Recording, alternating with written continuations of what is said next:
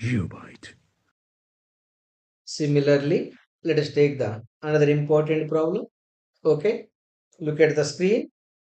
It is asking like this: 1 gram of water of volume 1 centimeter cube at 100 degrees centigrade is converted into steam at same temperature under normal atmospheric pressure. Dear friends, remember the kind of heat transfer by the time the water is boiling at constant temperature is called latent heat. Okay, latent heat is taking place at constant pressure and constant temperature. Anyhow, here it is given mass of the water is equal to 1 gram and volume occupied by the water 1 centimeter cube. Volume occupied by the water is 1 centimeter cube. Let that is initial volume of the water. Okay, and atmospheric pressure is given 10 power 5 Pascal or Newton per meter square. 1 Pascal equal to 1 Newton per meter square. Okay. The volume of the steam formed equals to 1671 centimeter cube. At the beginning of the boiling, the water is occupying 1 centimeter cube. At the end of the vaporization, that is final volume, V2 is given, that is 1671 centimeter cube. Okay. If the specific latent heat of vaporization of water, latent heat generally denoted with L, is given 2256 joules per gram. This is nothing but delta Q. The amount of heat required for the purpose of complete vaporization is called latent heat. You are asked to decide the change in internal energy of the water is. For that, let us decide the work done. Work done equal to integral 1 to 2 PdV. Since P is constant right outside, integral 1 to 2 dV, it can be written as P into V2 minus V1. Simple mathematics. Therefore, work done equal to pressure given 10 power 5 V2. Look at the V2, 1671 minus 1 into 10 power minus 6 meter cube. 1 centimeter cube, 1 meter cube, 1 meter equal to 1 meter equal to 100 centimeters. Okay. From this, 1 centimeter equal to 10 power minus 2 meters. Then 1 centimeter cube equal to 10 power minus 6 meter cube. It means for converting from centimeter cube to meter cube, multiply with 10 power minus 6. That's the work done. Anyhow, 10 power 5, what is cancelled? Finally, it is 1670 into 10 power minus 1. That is equal to 167 joules per gram because the quantity of water taken is gram. 167 joules per gram. Okay, then as you know, the heat transfer Q equal to work done plus change in internal energy. From this change in internal energy du equal to heat transfer minus work transfer. Here heat transfer is the latent heat that is given 2256 minus work transfer you got 167. 167. You simplify this. Is it 167 correct? Yes, correct. You simplify this value to get 2256 minus 167. It is 9, right? 8, 0, 1, 2089 joules per gram. That is the change in internal energy of the water during the vaporization. 2089. Look at the option B. Option B is absolutely correct. Understood clearly? Yes. It is very, very important problem. Means this is the 5-star problem. This kind of problem can be repeated. Okay. Similarly, let us take the another important problem. Look at this problem. Asking like this. A copper rod of 88 centimeters and an aluminum rod of unknown length have their increase in length independent of increase in temperature. That is the condition. Increase in length, increase in length is not depending. Independent means not depending. Is not depending. Is not depending on increase in temperature.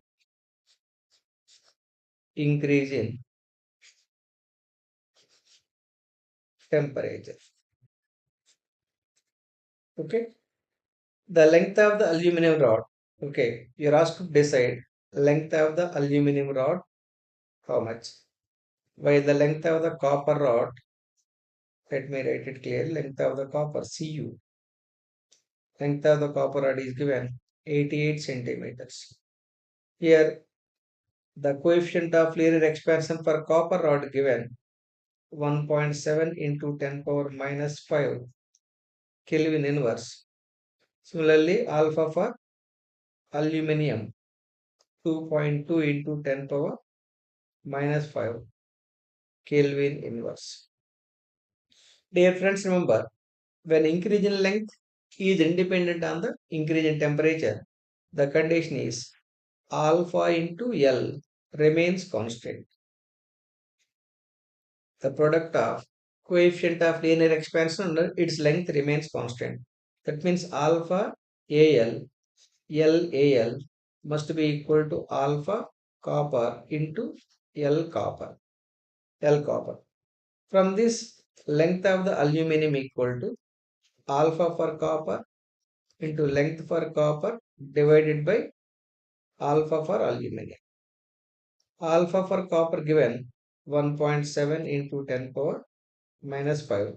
Length of the copper 88 divided by here 22.2 into 10 power minus 5.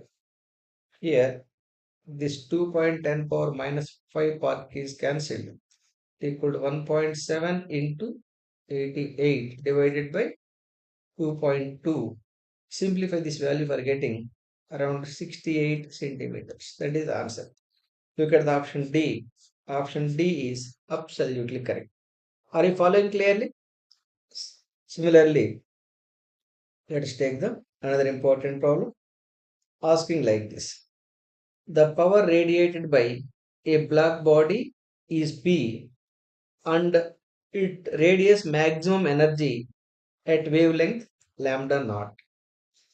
Here the power radiated power by black body is P when its wavelength is lambda naught.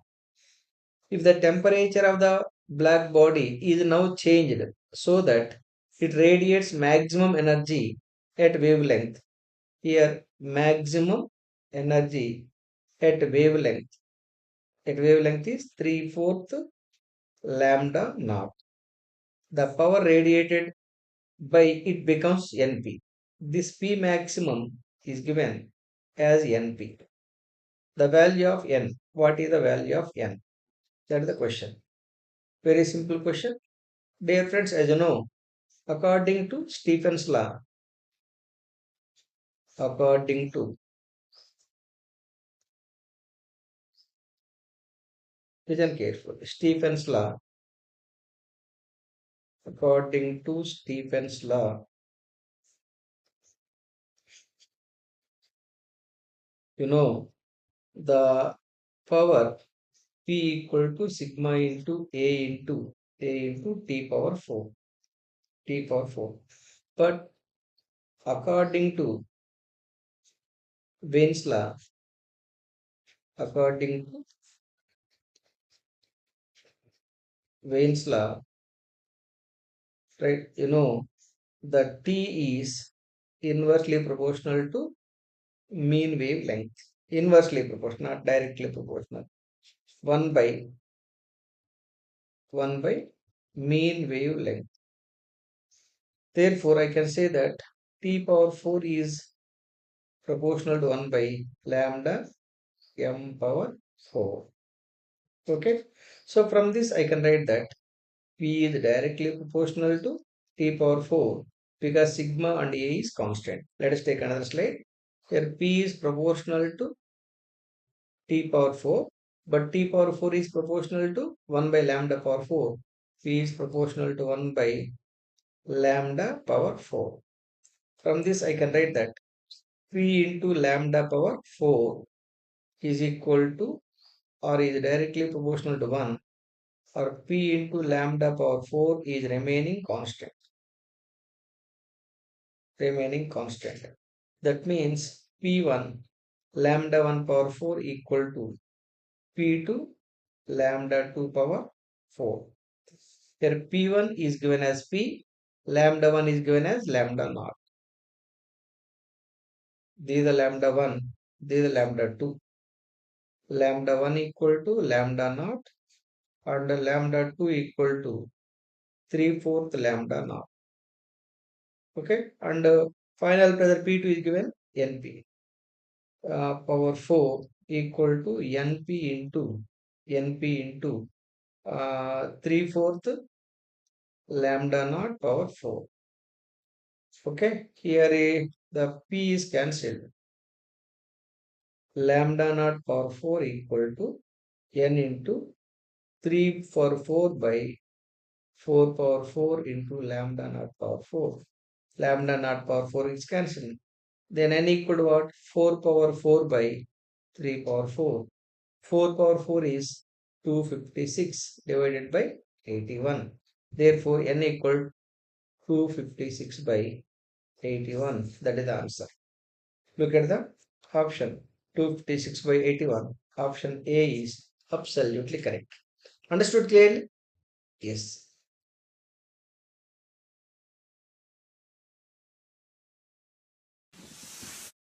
Geobyte.